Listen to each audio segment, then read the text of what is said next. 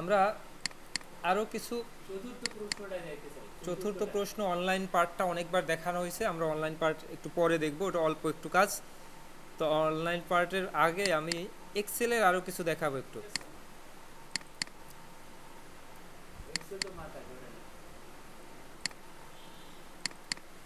Excel মাথায় ধরে না? আচ্ছা, এখানে এক্সেলের কয়েকটা ফাইল আছে। প্রথমটা হচ্ছে স্যালারি শিট। যে স্যালারি শিট এরকম দেয়া থাকবে এবং বলা থাকবে যে আপনার এই কোশ্চেনগুলো থাকবে এখানে নিচের দিকে থাকবে, এবং এরকম একটা খালি শিট থাকবে যে শিট দেখে আমাদের কাজ করতে। আচ্ছা, এখানে আমরা বেসিক স্যালারি সূত্র দিয়ে বের করতে পারবো, সেই অনুযায়ী হাউস রেন্ট বের করতে পারবো, মেডিকেল যেভাবে লেখা থাকবে সেভাবে বের করব। গ্রোস অ্যামাউন্টটা বের করতে গেলে তিনটাকে যোগফল করে বের করতে হবে, সেটাও এখানে বলে দেওয়া আছে যে গ্রোস টোটাল এটার সামনে লেখা থাকবে যে গ্রোস টোটালটা এভাবে হবে। ট্যাক্স কত পার্সেন্ট থাকবে তাও হবে। তো গ্রোস টোটাল থেকে ট্যাক্স বাদ দিয়ে টোটালটা বের করতে হবে। এই টোটালের অ্যামাউন্টের উপর ম্যাক্সিমাম কোন ভ্যালুটা আছে এখানে দেখাতে হবে, মিনিমামটা দেখাতে হবে। এই টোটাল অ্যামাউন্টের উপর নির্ভর করে র্যাঙ্ক করতে হবে। তো প্রত্যেকটাই তো পারেন। এরপরে এখানে ডাটা ভ্যালিডেশন করতে হবে। এই আইডি নাম্বার বলতে এই আইডি নাম্বারটা এখানে ড্রপ ডাউন করতে বলবে। ড্রপ ডাউন করতে বললে ড্রপ ডাউন করে দিবেন। কিন্তু যদি আনফর্চুনেটলি কোনোভাবে বলে যে ড্রপ ডাউন হবে না, কিন্তু নির্দিষ্ট এই আইডি বাদে অন্য কোনো আইডি বসবে না, সেক্ষেত্রে কালকে ফর্মুলা দেখানো হয়েছে, অর ফর্মুলা ডাটা ভ্যালিডেশনে গিয়ে কাস্টম ভ্যালিডেশনে গিয়ে দিবেন। এরপরে এদিকে সব ভ্যালুকাপ। এটা বুঝতে অসুবিধা আছে কার? আমি প্রত্যেকটা ফাইলের সফট ফাইল আমি দিব, যে সফট ফাইল থেকে আপনারা আজকে করবেন। এইটা করতে এই যেভাবে আছে এটা দেখে দেখে করতে আপনাদের হয়তো 10 মিনিট বা 15 মিনিট সময় লাগবে, কিন্তু আমার কাছে এখানে সফট ফাইলটা করা আছে, আপনারা দেখেই করে ফেলবেন। কে কে এটা সম্পর্কে কোন বিষয়টা বুঝেন না আমি সেটা দেখাবো। র্যাঙ্ক টোটাল অ্যামাউন্ট আমরা আমার এখানে এক পাশে করা আছে, আমি এই করাটা এদিকে নিয়ে যাই। তাহলে এখন আমি র্যাঙ্ক করব। র্যাঙ্ক ক্লিক করলাম, ব্র্যাকেট ওপেন। র্যাঙ্ক যে করব, কোন নাম্বারটা র্যাঙ্ক করব? এই নাম্বারটা র্যাঙ্ক করব নাকি এই নাম্বারটা কোন লিস্টের অধীনে আছে?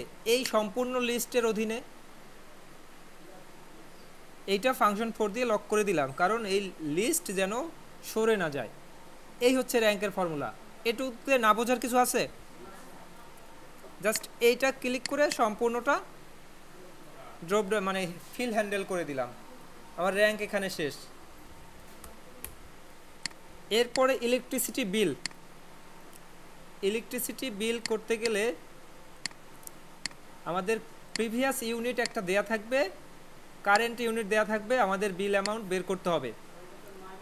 মাইনাস দিলেই বের হয়ে যাবে। এরপরে বিল অ্যামাউন্ট, এই বিল অ্যামাউন্টটাই হচ্ছে সূত্র। আমাদের এটুকু থাকবে না, এটুকু পরিমাণ থাকবে। এবং এখানে যদি মিটার নাম্বার ভ্যালিডেশন করতে বলে ইউনিক নাম্বার, সেটা করে দিবেন। কিভাবে মনে আছে? সবাই মুখস্থ করে ফেলছেন এটা। ডাটায় গিয়ে ডাটা ভ্যালিডেশন, এখানে অ্যান্ড ফর্মুলা দিয়ে লেন এবং কাউন্টি ফর্মুলা দিয়ে ইউনিক ডাটা ভ্যালিডেশন করে দিলেন। ডেটের ক্ষেত্রে ভ্যালিডেশন যদি বলে যে নির্দিষ্ট এই ডেটগুলো এন্ট্রি করতে পারবে অথবা এর বাইরে করতে পারবে না, অথবা বলবে যে এই ডেট এন্ট্রি করতে পারবে না, যেটা বলা থাকবে সেই অনুযায়ী ভ্যালিডেশন হবে। এখানে কনজিউম ইউনিট, এটা তো বের করতেই পারবেন সবাই।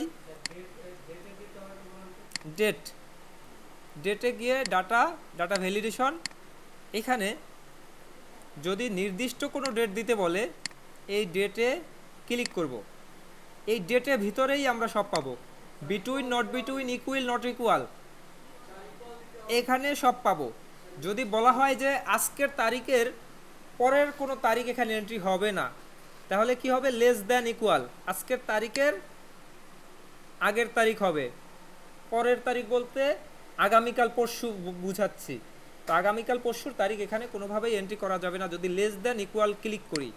যদি গ্রেটার দ্যান ইকুয়াল ক্লিক করি তাহলে আজকের দিন থেকে আগামীকালের দিন এন্ট্রি হবে, পূর্বের কোনো দিন এন্ট্রি হবে না।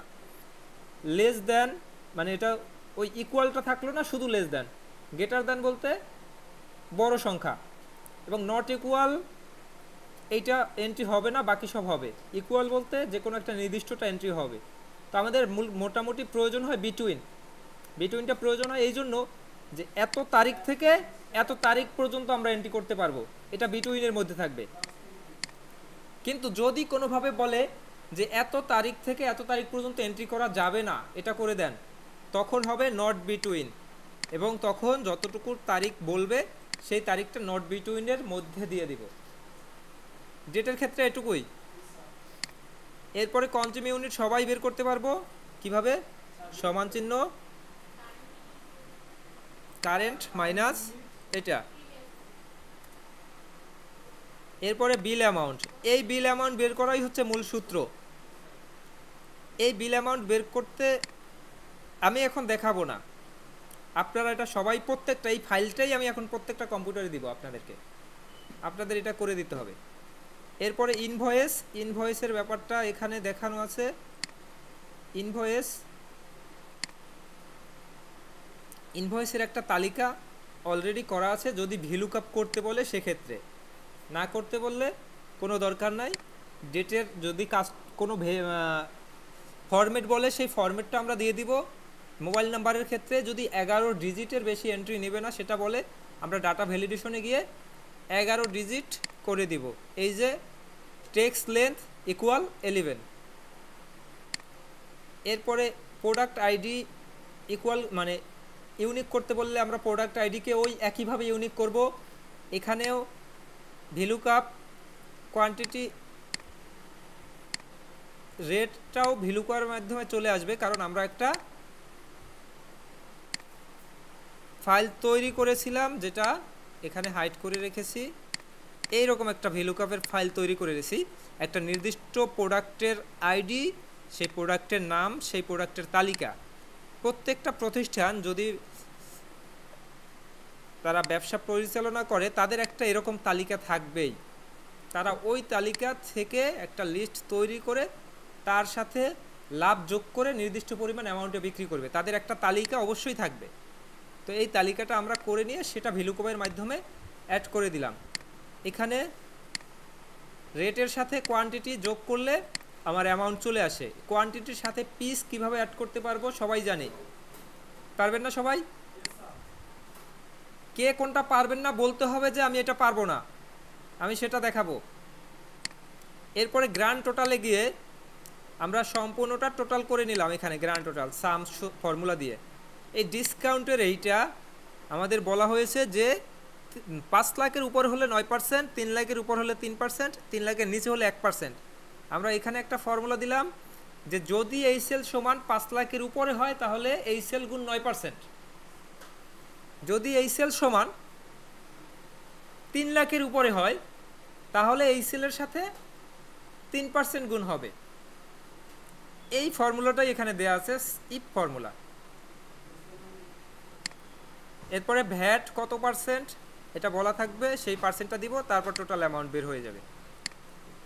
ইনভয়েস গেল। এরপর ওয়েজেস শিট, যেটা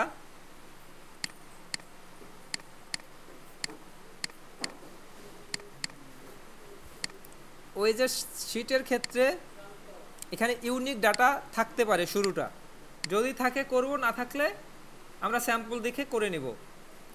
ডেজিগনেশনে বলবে ড্রপ ডাউন লিস্ট করতে, ডেজিগনেশন ড্রপ ডাউন করতে বলে ড্রপ ডাউন করে নিব।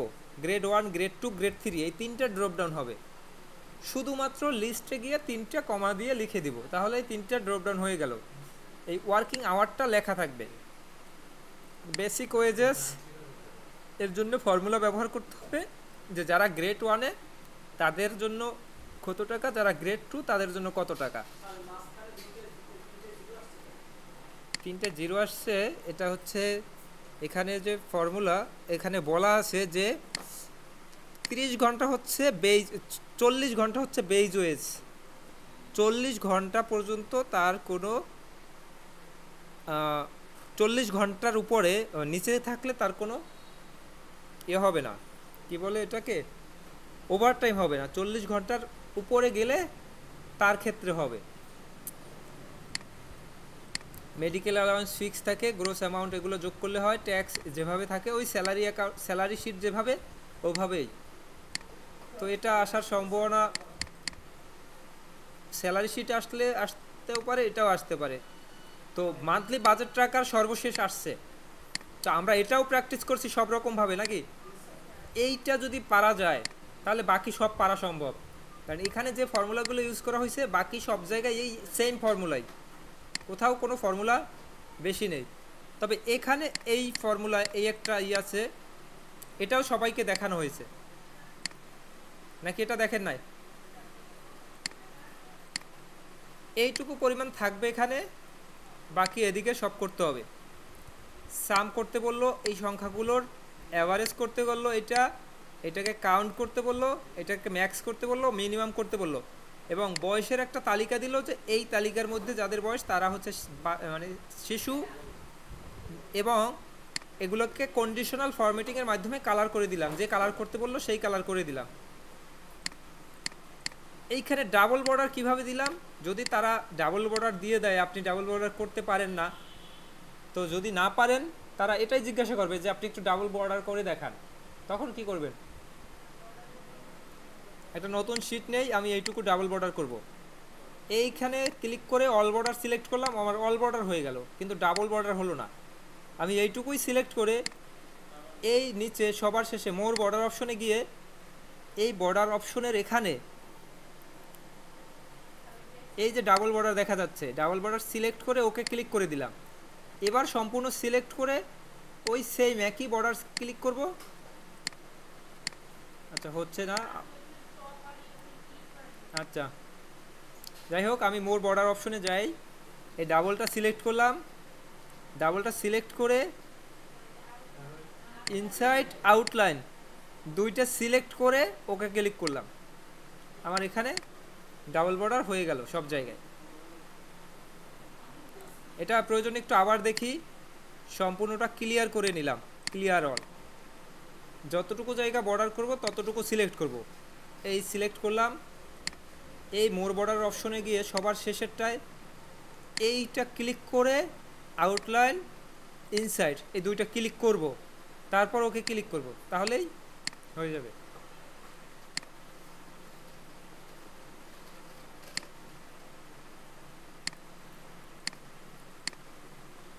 এখন এই যে মানে এখানে যে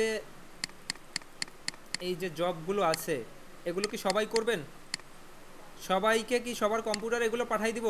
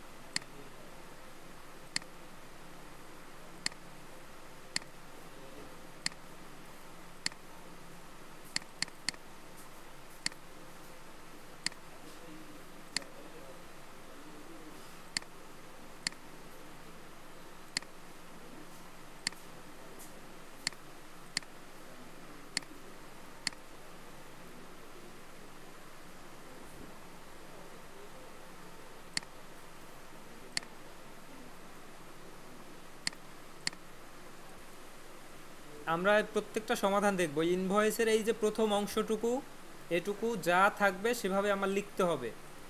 আমার স্যাম্পলে যদি থাকে আমরা স্যাম্পলে এভাবে লিখব। এই লোগোর এখানে একটা পিকচার অ্যাড করব, পিকচারটা হবে